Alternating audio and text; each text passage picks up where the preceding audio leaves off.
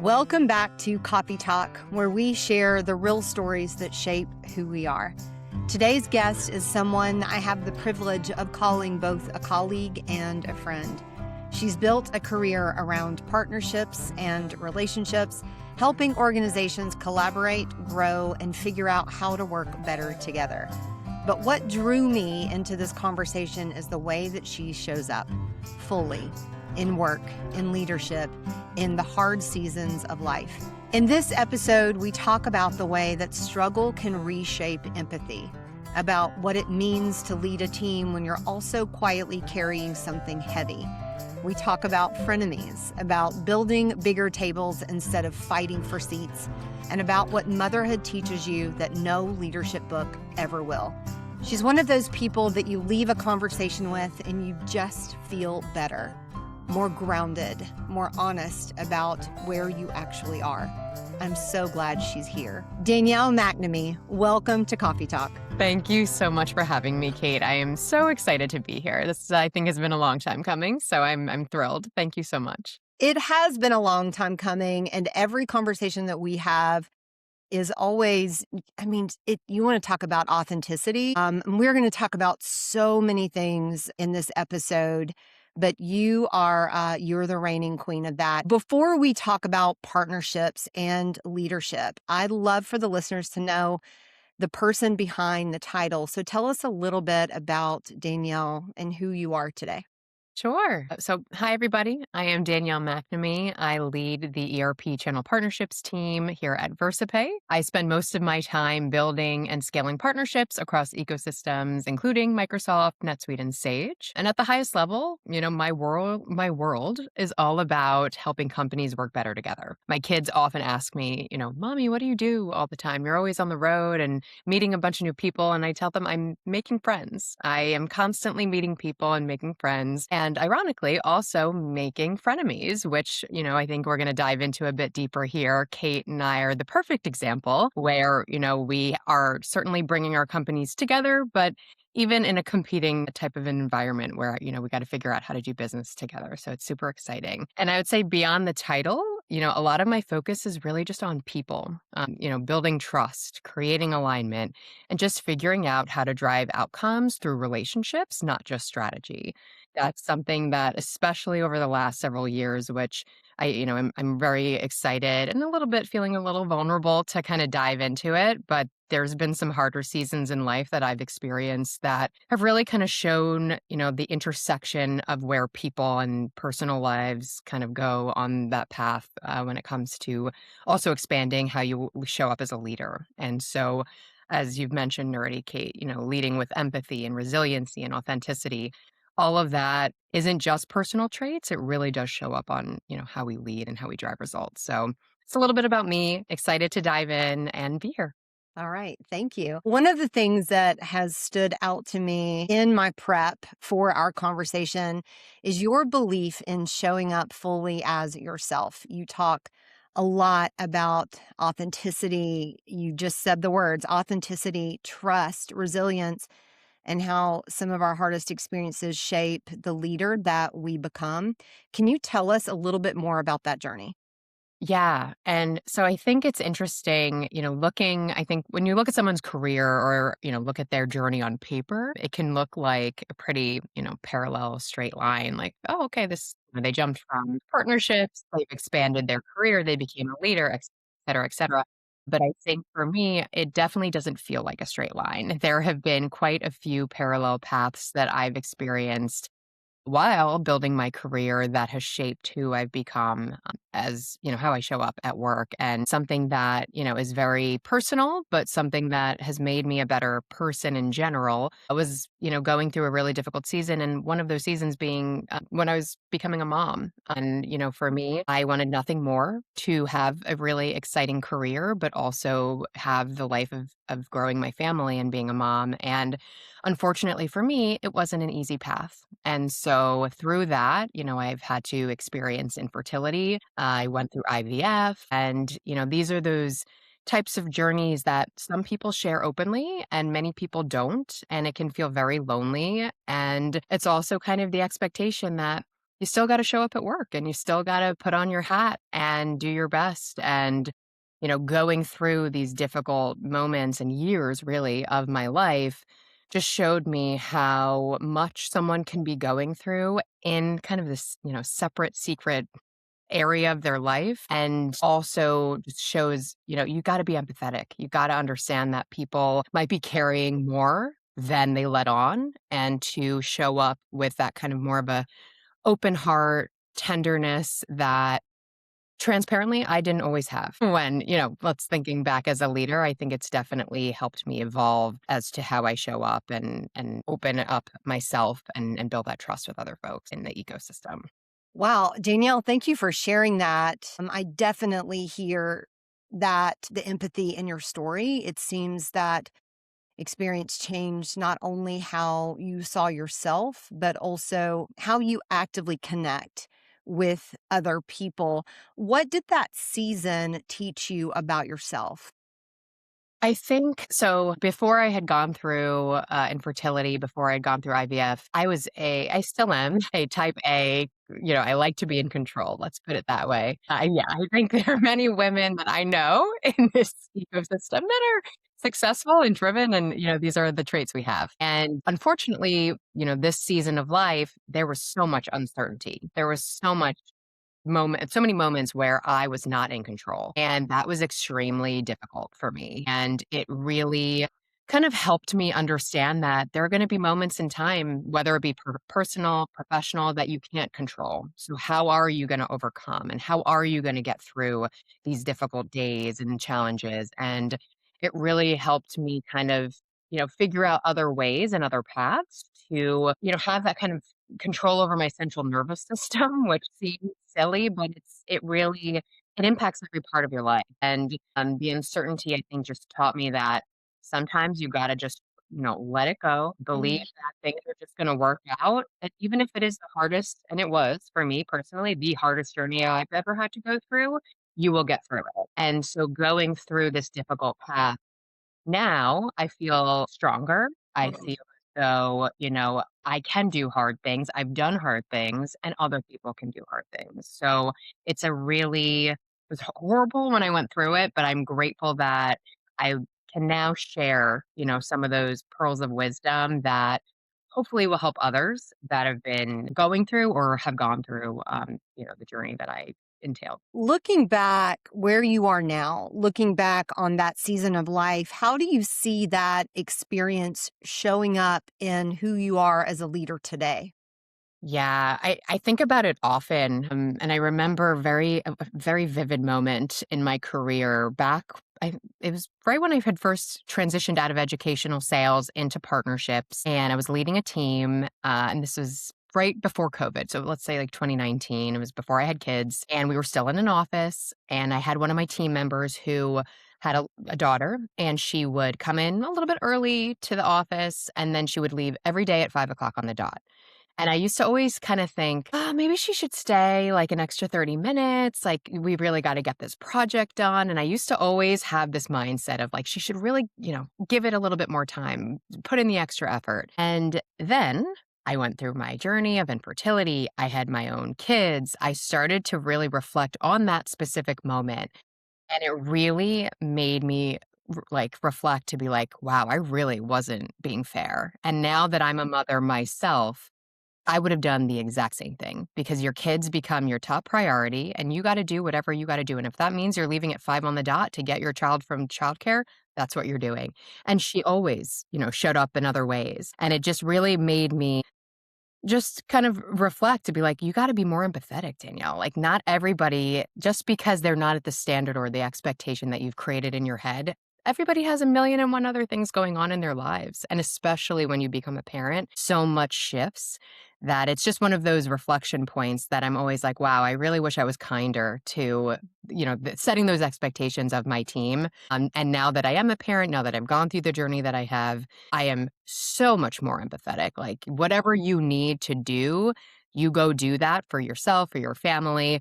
As long, again, the job will get done. That's the expectation. But however, whatever parameters that it entails, that's fine. But that's one of those moments that really stands out to me of how much my mindset has shifted since becoming a parent and going through this experience myself.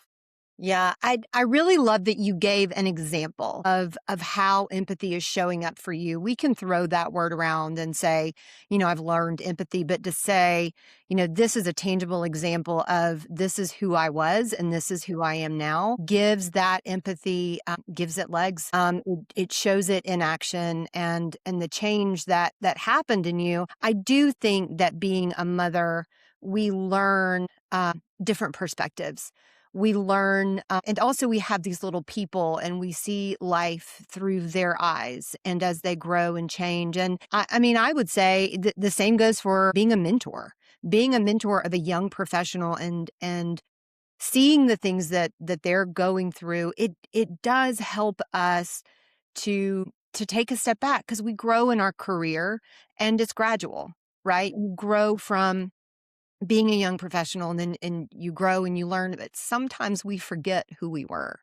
And just that reminder, whether that be through our children, through our mentor relationships. And I think it's so important. That's why I'm such an advocate for mentorship, because you've got to see life. These kids are young professionals are living a totally different professional life than we did. And it's so important to take on that perspective. And like I said, I'm really happy to hear a tangible example of what changed you and how you were changed. You work in partnerships, which can be very complicated relationships. These are companies collaborating one day and competing the next. Danielle, I don't have a competitive spirit anyway, but I've never felt a competitive spirit when we've been together. I've felt nothing but camaraderie and collaboration and opportunities for how we can work together. There's nothing that I would want more than for us to collaborate with an end user to make their journey better. But yeah, some of these relationships can be complicated. You used the word frenemies a minute ago, and I feel like we need t-shirts made, Yeah, Danielle, 100%. that have like a pretty font, Yeah. frenemy 1, frenemy 2, like thing 1, thing 2. Yeah. You use frenemies to describe some of the partner relationships that you're navigating, and I really love that. It makes it a softer relationship. Walk me through what that looks like in a real conversation or a real deal. Yeah, it's a phrase that I have loved for many, many years, actually, back even to the Sex and the City days, for any of you Sex and the City Oh fans. my gosh, that's right. One of my favorite episodes, Yeah. actually, just noting. But yeah, at the end of the day, like, we're all in this together and we're people first and foremost. So regardless of the solution you're selling, whether it is you are a frenemy and it's going to be, you're up for competition, I just have the mindset that there's enough of the pie to go around. Like, we can all win, right? We can all celebrate each other's successes. We can all figure it out. And if you go in with that mindset, I don't know, I have found that it allows you to be open-minded, to build the trust, to have a true relationship. Whereas, and I've worked with folks that don't have that mindset, and it definitely becomes more of just a friction filled relationship that is unfortunate because, again, I really do believe there is enough to go around. So at the end of the day, even if we are selling, competing products, I'm sure we'll still be able to bring value to each other, even if if you win this deal over our company, okay, great. But in the future, who knows? One, maybe there's an opportunity for us to collaborate on something else. We could work together. I'm sure we have similar skill sets that we could value and learn from each other. And I'm just a firm believer in, again, people first. So solutions are going to be solutions. We ping pong from company to company. It doesn't really matter. Yeah, good point. At Yeah. the end, right. And at the end of the day, if I know I can trust Kate Coffee Bacon, regardless of what she's selling, and she actually has a true benefit or a true belief in what I can bring to the table, you're damn right I'm going to want to work with her in the future on whatever it could be. So that's my approach, and that's why I feel like you and I have never had that, like, I don't really know how to it's no, because at the end of the day, who knows how long we're going to be in these, positions that we're in today. And I really like you as a human. So like, I want to continue to work together. Yeah. So Yeah. that's my approach. And it tends to work pretty good, again, for the folks that have that open-minded way of thinking, I would say. And I also believe that the more that you hold on and the tighter that you hold on, the less that you get back. Completely The agree. more that you give, the more that you let go and have these relationships, have these conversations, the more that comes to you. I mean, you made a really great point. There are seasons in our channel where I call it the fruit basket turnover, and people are hopping from company to company. And, there may be a time in the future where we are in a direct collaboration with each other. You never know. But we walk into that collaboration with an established relationship because I adore you, Danielle. I have nothing but the best in hopes and wishes for you. And yeah, that was such a great point. And that's a in our like staff meetings. I'm like, this person might not be any kind of, you know, great partner for us right now, but give it 6 months. You never know. Like Ex- exactly. around here, yeah, you never know. No, and again, it all boils down to like, we're people first and foremost. And what I love about especially the circle of women we've all kind of gotten to know, especially closely in the Microsoft ecosystem, we all bring something different to the table. We all have different strengths and opportunities and personality traits. And I love that. And we all want to see each other win. That to me is truly something really special that I've never experienced, especially with a group of women. Yeah. I think can be, again, we want to talk about frenemies, whether it be personal, professional. I think women can be difficult. And there's, a bit of a competitive slash, this is my territory, you can't step in, et cetera, et cetera. And I am just so grateful that we are surrounded by so many like-minded, open women that celebrate wins, that want each of us to be successful. And it's just such a breath of fresh air. Like people always ask me specifically about the Microsoft ecosystem, like what makes it different? Like there is just an energy that I have never personally experienced in anywhere else. And I'm not putting anywhere else down, but it Yeah. is truly special. And I'm just so grateful to be a part of it. So. I love that we're transitioning into talking about women in leadership. It's a topic I don't get to talk about a lot on Coffee Talk, surprisingly. And we know I'm a huge advocate for women in leadership, for women in tech. I've designed programs and just all kinds of opportunities for women to find belonging and to help them equip them for the next opportunity. And you said something. This might be an unpopular opinion, but you know what? It's my show. I'm going to say it. I think, Danielle, and I want your opinion on this.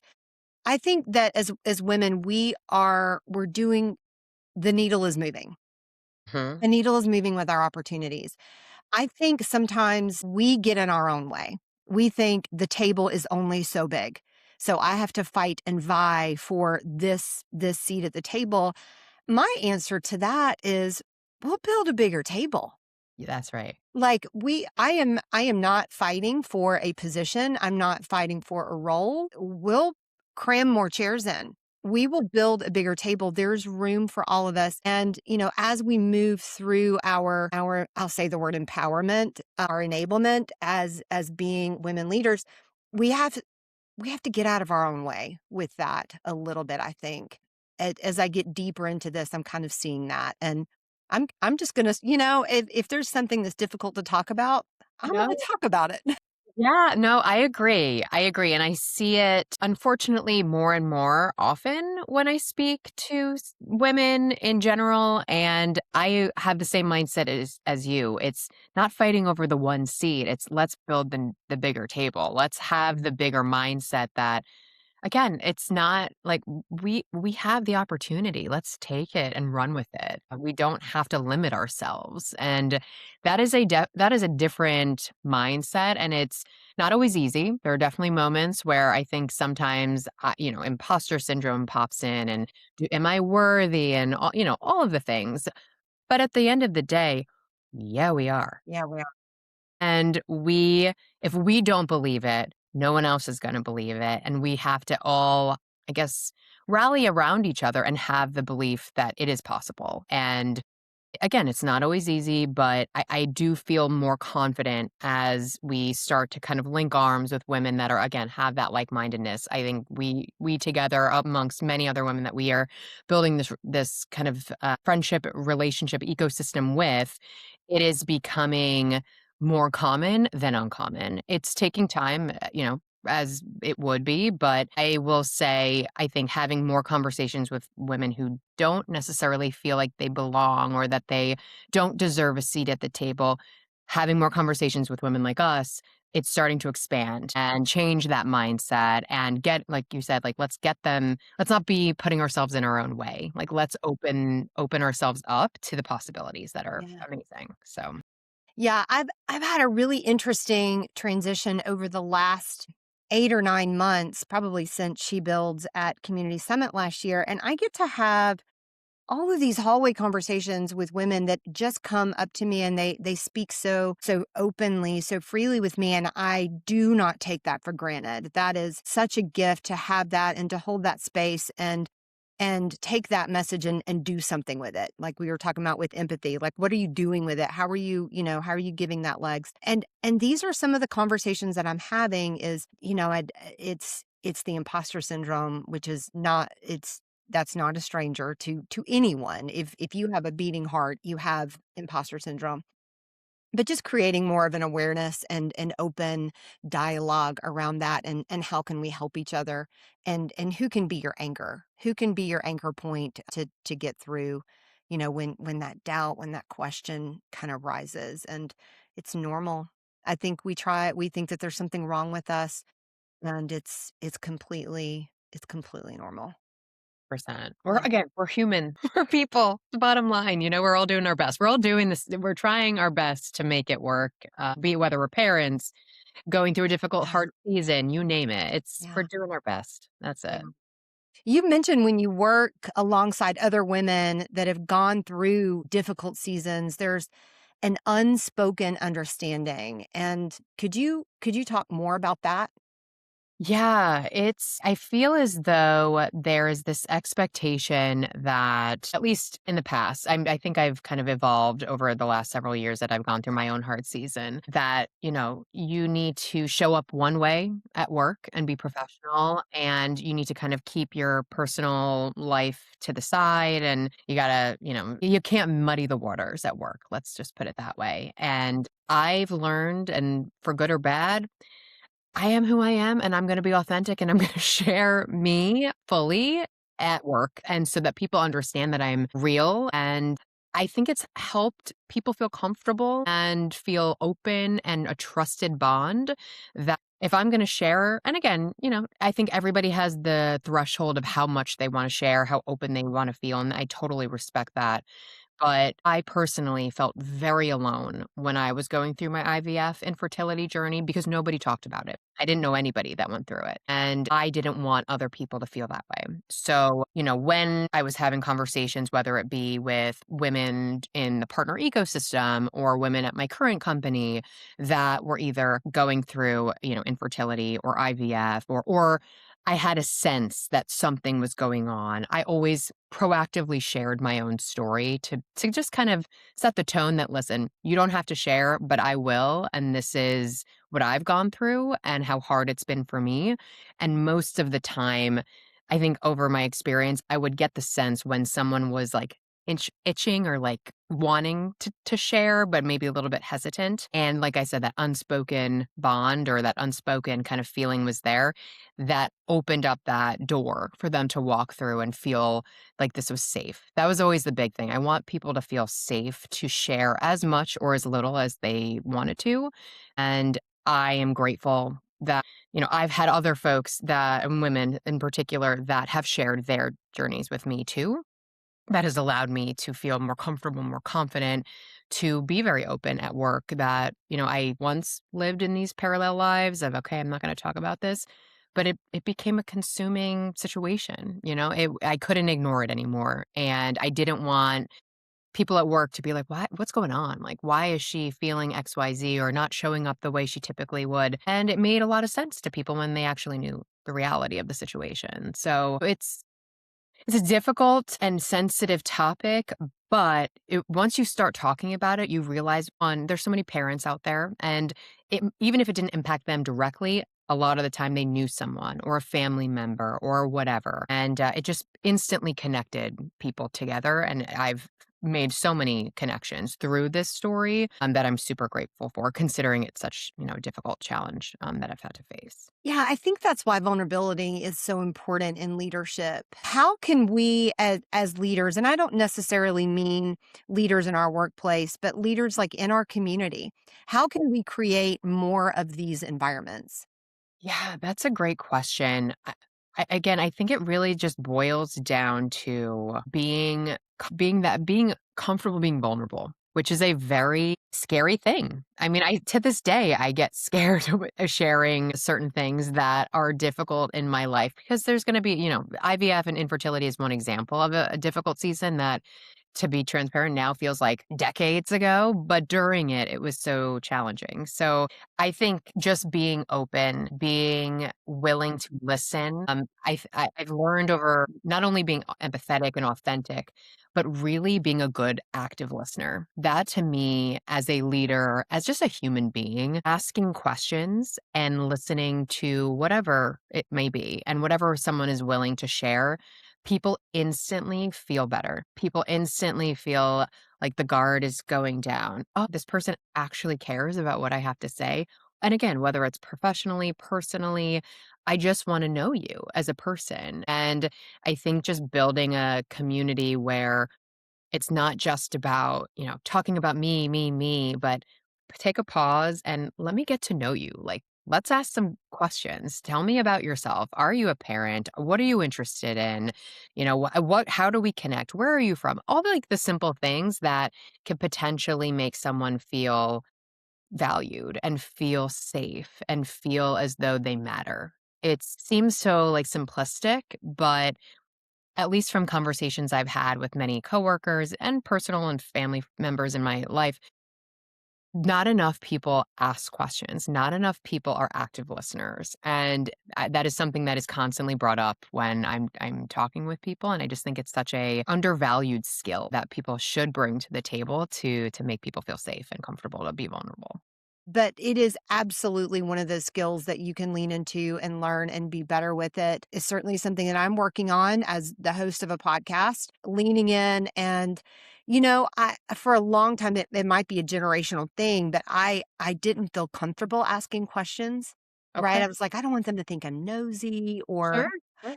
I'm just genuinely curious about people, and I want to understand people and the way that they think and the way and the motivation behind their actions and reactions, because that helps me have more compassion for them.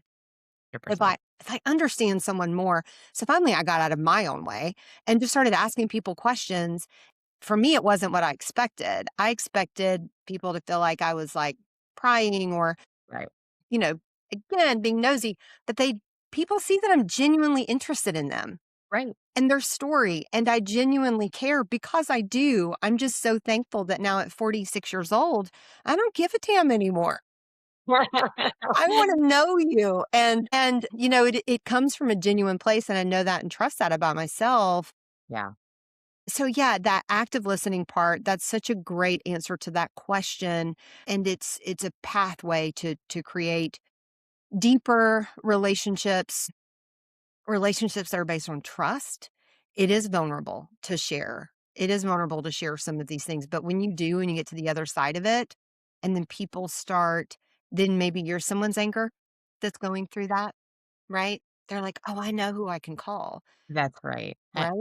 I love what you said about the genuineness of asking the questions. I think that's such a nuanced thing that I just take it for granted that people should assume, of course, I'm being genuine, but it doesn't always come off that way. And to your point, I know us, we definitely have that genuine, authentic, like, I just want to know you because I'm curious.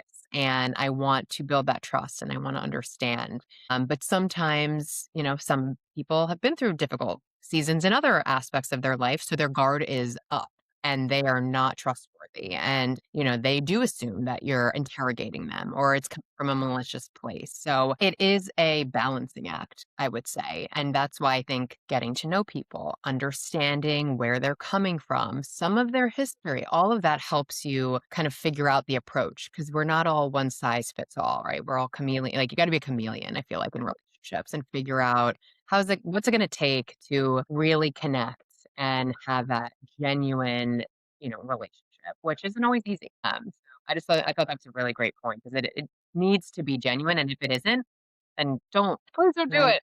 You're Don't crazy. do it. Yeah, it's not going to work. Reflect back on you as a mom. Congratulations. You have 2 children. They are beautiful. I've told you they can have my Amazon passcode. They can have whatever they want. They're so cute. Whenever I get pictures of them, I'm like, "Oh my gosh, you Yeah. guys, it would not serve for me to live anywhere closer to you because I would show up with, things you don't need in your house all the No. time. They're so cute." So you're a working mom, which can be its own challenge. But how has motherhood shaped the way that you're leading today? I know you gave one example. Yeah. How is it impacting you now? Yeah, I being a mom, I think is the hardest job in the world. So putting that on my bumper sticker. It's by far the most challenging job I've ever held, but also the most rewarding and the most fulfilling. And so I think, both I've got a 6-year-old and an almost 4-year-old. So I'm definitely in the thick of it. They're becoming their own little people and personality. And they challenge me every single day. So sometimes I feel like showing up at work is sometimes easier than managing, the home craziness. But they have taught me patience beyond patience and understanding that again, you got to ask the right questions. You can't assume that you know. And I think they teach me every day that, what I think I know in one path very quickly can shift and ebb and flow if I'm not, taking a pause, being patient, trying to understand, seek to understand before being understood. That's like one of those that has always like stood out in my head. And they have also taught me how resiliency can show up even at such a young age and to be brave. There are these little people that are conquering. My son just finished kindergarten and he walked in those doors, no problem. I'm just going to go do this thing.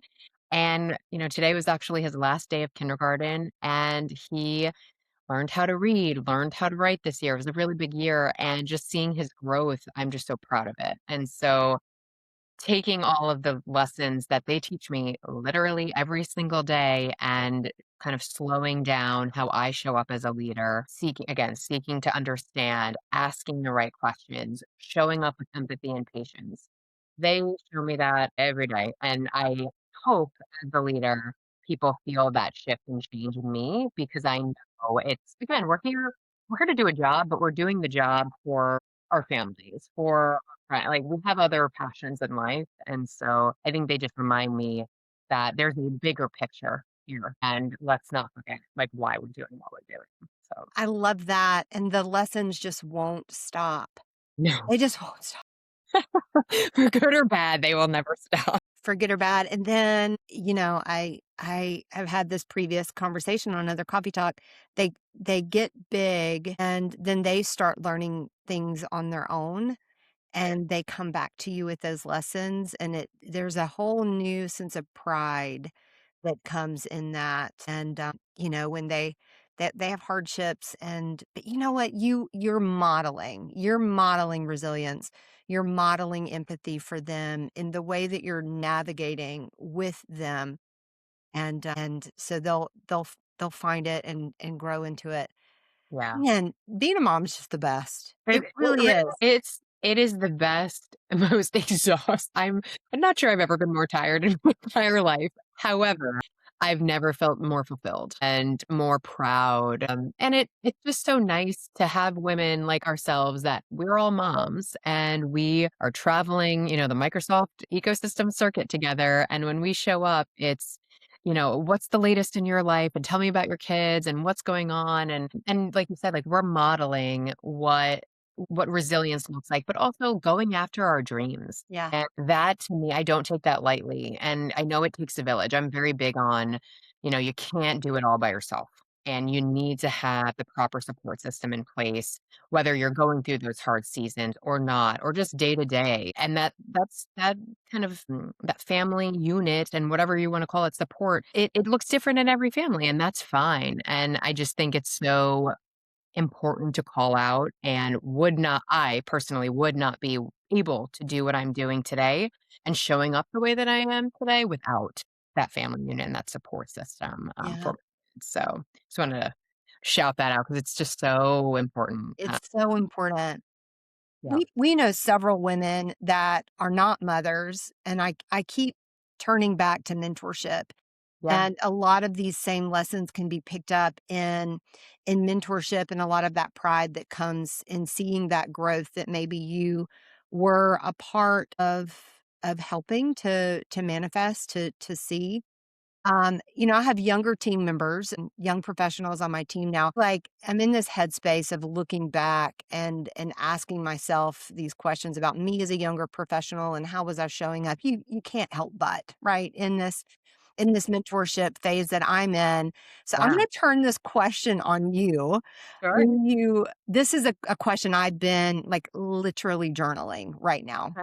Okay. to kind of get back in touch with who I was as a professional, young professional. When you think about the younger version of yourself just starting in your career, Mhm.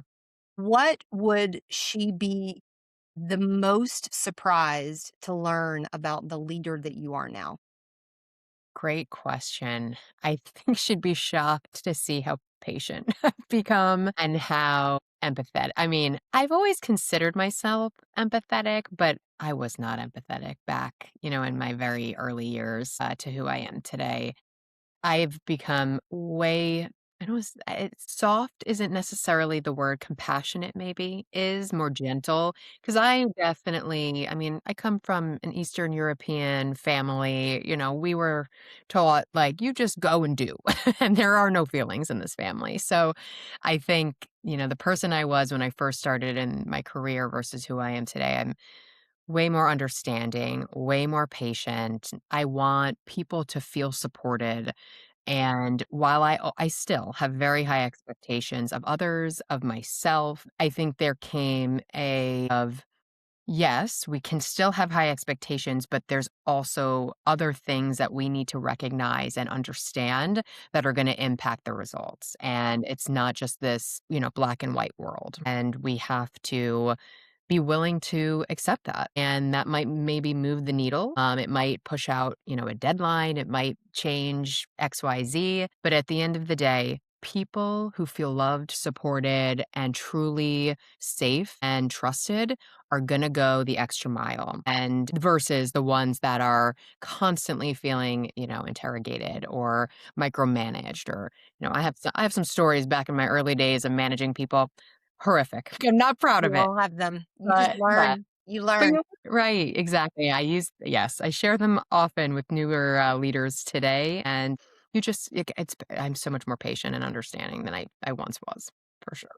What do you think you've had to unlearn in your path into to where you are now? Yeah, that's a great question. I feel like I've had to unlearn that everyone is created equal, or in the sense of or like everyone shows up the same. Maybe that's better Yeah, way to put that's a it. big one, Danielle. That's a big Yeah. one. Yeah. Yeah, like, well, everyone's gonna show up the way that I show up, and so that's just gonna be the way that it's gonna be, and to give people grace and to meet people where they can meet you. That is a very difficult thing for me, even to this day. I'm not great, like, perfect at it or even great at it. I'm getting better at it, but yeah, I think just having that expectation that everyone will show up the same, that's just not the case, and that doesn't make it wrong. I think that's the big piece.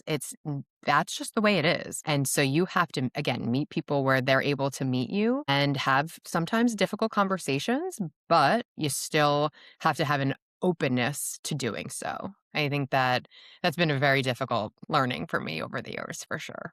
A couple of years ago, someone that I was working with had that conversation with me.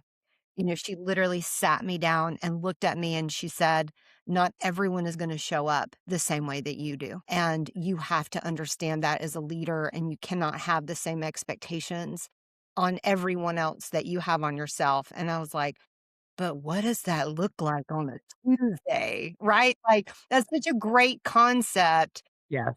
And I had to settle into that truth. And yeah, I made some missteps. But you learn. I can't undo it. I can only say, you know what, I blew it. I totally blew it. And I learned, and here's what I learned, and here's how I'm going to show up differently moving Totally. forward. I think that's a really big one. Okay, as we kind of wrap up our time, I like to end with a few quick reflections. Sure. You ready? Reflection I'm time. ready. I'm ready for it. What's something you're currently saying yes to right now? Man, good question. I am saying yes to more time with my kids, which in turn is a no to some work obligations that I typically would say yes to. So, yeah, more with summer coming in, I want quality time with my kids. Absolutely. What's something you're giving yourself permission to let go of? I'm trying to let go the expectation that you gotta have it all in every single bucket all the time. It is very difficult. I constantly feel like I'm spinning plates and I'm having to carry them all at the same time. And I'm again, as much as I'm trying to give others grace, I'm trying to give myself grace to know that it's okay if you can't do it all at the same time and carry it all because it's hard. It's hard stuff. It is hard. I really love that. I'm like, retweet, ditto, retweet everything you say. Yeah, absolutely. What's one piece of advice that you'd like to leave listeners with today? I think, gosh, there's so many great topics and nuggets I think we've really hit on today. But if nothing else, for anyone listening that is also going through a hard season, that maybe doesn't feel safe sharing or being vulnerable, just know you will get through it. It is one of whatever the season could be. It is when you're in the muck of it, it feels impossible to get to the other side, but you will get through it and you will be better and stronger for it. Whether you probably are laughing, thinking, like, yeah, okay, like this is the worst thing that could have happened to me. But I assure you that the lessons you're taking from it, once you're on the other side, you can reflect back and be like, wow, like I did that and it might have been terrible, but I did it. And now I can conquer more things. So that would be, I think, my biggest takeaway for those that are going through that hard season. It's a big one, and I think the more that we go through in our life and the more that we experience, that truth becomes ours, That's right. and you see evidence of that in your life. But to have someone encouraging you and saying that can really help with navigating those difficult waters. The thing that is sitting with me and that I keep coming back to throughout your story, resilience isn't about pretending like everything is okay. I think it's okay to be Yes. vulnerable and real and honest about the things that we're going through. And when you're navigating something that feels uncertain, just to say, dude, I'm figuring it out right now. I don't I don't really know. And it's okay to say I don't know. And Retweet, having go ahead. retweet, retweet, retweet like that. I just think that Yeah. is every like saying it's not like I am not okay right now is like that is everything. Like you're right. It's not. And that's okay. It's okay to not be okay. It And is. it is a hard I'm sure you felt it too, like, as a woman in a, high developing career, having children, you feel like you can't always say it, and so having you just kind of echo that out to the atmosphere, like, yes, it's okay to not be okay and to share that. Yeah. Like, I feel that in my core, so thank you for saying that, that means a lot. Yeah. Yeah, And I think it's just to have someone else come alongside you and say, "You're not alone. I exactly. get it. I'm just coming out of that season," or or yeah, I've been through that, or just to have that camaraderie. Women, as women especially, we need camaraderie.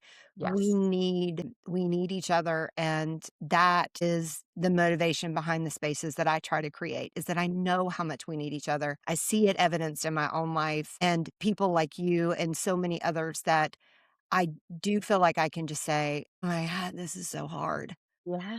Yeah. You There's know, no like, judgment. No judgment, only support. It's I just amazing. need to say it. I just need to say it. I need to stop being strong, and I need to message my friend Danielle and say, "This is really hard right now." Yeah, because guess what? I'm going through it too, or I've been there and I get it. And I'm here for you. Like, tell me, spill your guts. I'm Yeah. And then you listening. feel better. Yeah, Yeah. exactly. And then you feel Exactly. better. And I think That's right. sometimes just saying the things out loud gives you the roadmap that you need to navigate, just getting it out of your brain and giving it some space. Danielle, thank you for coming on to Coffee Talk today. Again, thank you for showing up Of course. fully and wholly as yourself, your authentic self, and sharing so much of your journey. I know it will resonate with the listeners. If you are listening, thank you for spending your time with me today. You could be doing 100 other things. Thank you for tuning in. Until next time, grab a cup of coffee, have a meaningful, real, authentic conversation, and remember that some of life's most difficult chapters often become the stories that help someone else feel a little bit less alone. We'll see you next time. Thank you so much. Thank you for joining us today on Coffee Talk. A special thanks to my guests for sharing their story, and to you, the listener, for being a part of this conversation. If you enjoyed today's episode, be sure to subscribe so you never miss a Monday morning chat. Until next time, I'm Kate Coffey Bacon, and this has been Coffee Talk.